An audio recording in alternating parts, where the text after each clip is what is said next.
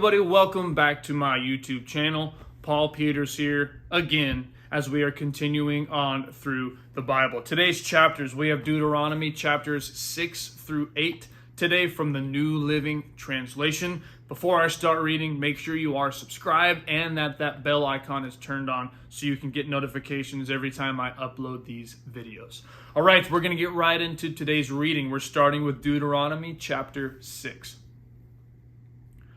These are the commands, decrees, and regulations that the Lord your God commanded me to teach you. You must obey them in the land you are about to enter and occupy.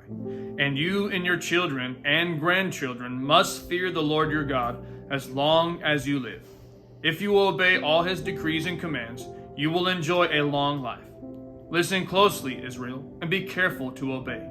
Then all will go well with you, and you will have many children in the land flowing with milk and honey, just as the Lord, the God of your ancestors, promised you. Listen, O Israel, the Lord is our God, the Lord alone. And you must love the Lord your God with all your heart, all your soul, and all your strength.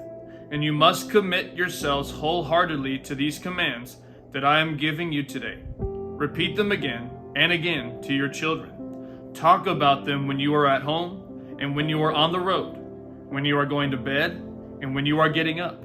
Tie them to your hands and wear them on your forehead as reminders. Write them on the doorposts of your house and on your gates. The Lord your God will soon bring you into the land he swore to give you when he made a vow to your ancestors, Abraham, Isaac, and Jacob. It is a land with large, prosperous cities that you did not build. The houses will be richly stocked with goods you did not produce. You will draw water from cisterns you did not dig, and you will eat from vineyards and olive trees you did not plant. When you have eaten your fill in this land, be careful not to forget the Lord, who rescued you from slavery in the land of Egypt. You must fear the Lord your God and serve him. When you take an oath, you must use only his name. You must not worship any of the gods of neighboring nations, for the Lord your God, who lives among you, is a jealous God. His anger will flare up against you, and he will wipe you from the face of the earth. You must not test the Lord your God as you did when you complained at Massah. You must diligently obey the commands of the Lord your God, all the laws and decrees he has given you. Do what is right and good in the Lord's sight, and all will go well with you. Then you will enter and occupy the good land that the Lord swore to give your ancestors. You will drive out all the enemies living in the land, just as the Lord said you would. In the future, your children will ask you, what is the meaning of these laws, decrees, and regulations the Lord our God has commanded us to obey? Then you must tell them, we were Pharaoh's slaves in Egypt, but the Lord brought us out of Egypt with his strong hand. The Lord did miraculous signs and wonders before our eyes, dealing terrifying blows against Egypt and Pharaoh and all his people.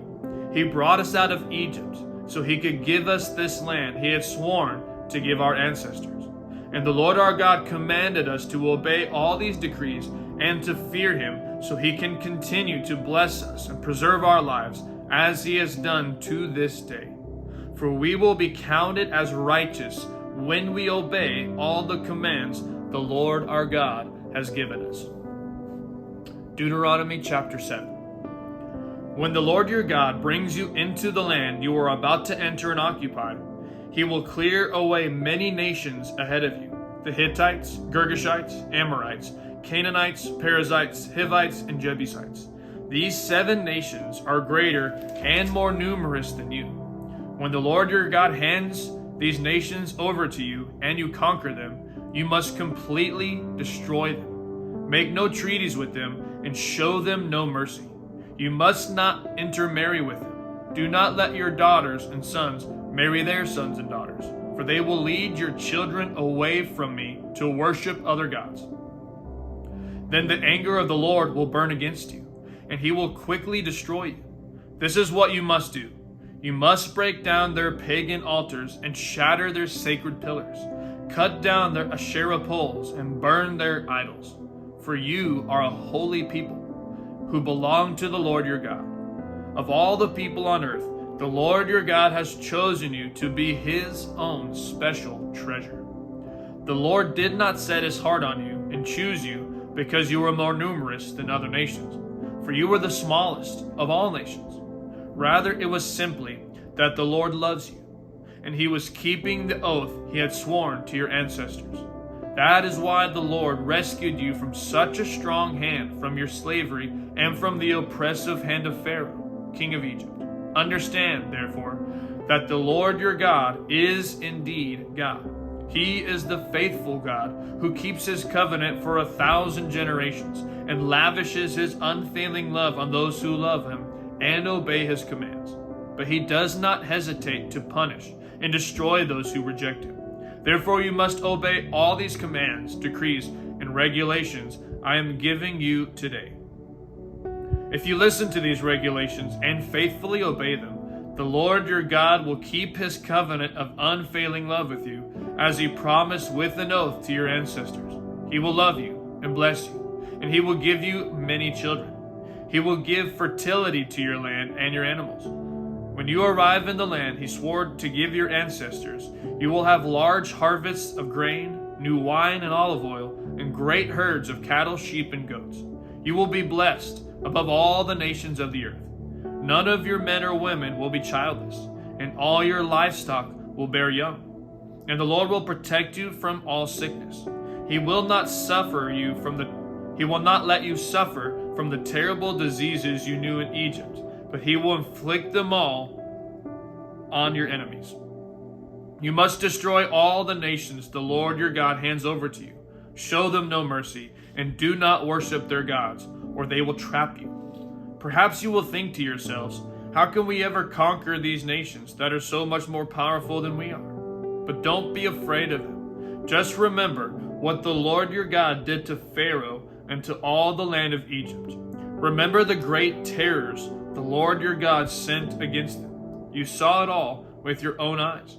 And remember the miraculous signs and wonders, and the strong hand and powerful arm with which he brought you out of Egypt. The Lord your God will use this same power against all the people you fear. And then the Lord your God will send terror to drive out the few survivors still hiding from you. No, do not be afraid of those nations, for the Lord your God is among you, and he is a great and awesome God. The Lord your God will drive those nations out ahead of you, little by little. You will not clear them away all at once, otherwise the wild animals would multiply too quickly for you. But the Lord your God will hand them over to you. He will throw them into complete confusion until they are destroyed. He will put their kings in your power, and you will erase their names from the face of the earth. No one will be able to stand against you, and you will destroy them all. You must burn their idols in fire, and you must not covet the silver or gold that covers them. You must not take it, or it will become a trap to you, for it is detestable to the Lord your God. Do not bring any detestable objects into your home, for then you will be destroyed just like them. You must utterly detest such things, for they are set apart for destruction. Deuteronomy chapter 8. Be careful to obey all the commands I am giving you today. Then you will live and multiply, and you will enter and occupy the land the Lord swore to give your ancestors. Remember how the Lord your God led you through the wilderness for these 40 years, humbling you and testing you to prove your character, and to find out whether or not you would obey his commandments. Yes, he humbled you by letting you go hungry and then feeding you with manna, a food previously unknown to you and your ancestors. He did it to teach you that people do not live by bread alone. Rather, we live by every word that comes from the mouth of the Lord. For all these 40 years, your clothes didn't wear out, and your feet didn't blister or swell. Think about it. Just as a parent disciplines a child, the Lord your God disciplines you for your own good. So obey the commands of the Lord your God by walking in his ways and fearing him. For the Lord your God is bringing you into a good land of flowing streams and pools of water, with fountains and springs that gush out in the valleys and hills. It is a land of wheat and barley, of grapevines, fig trees, and pomegranates, of olive oil and honey.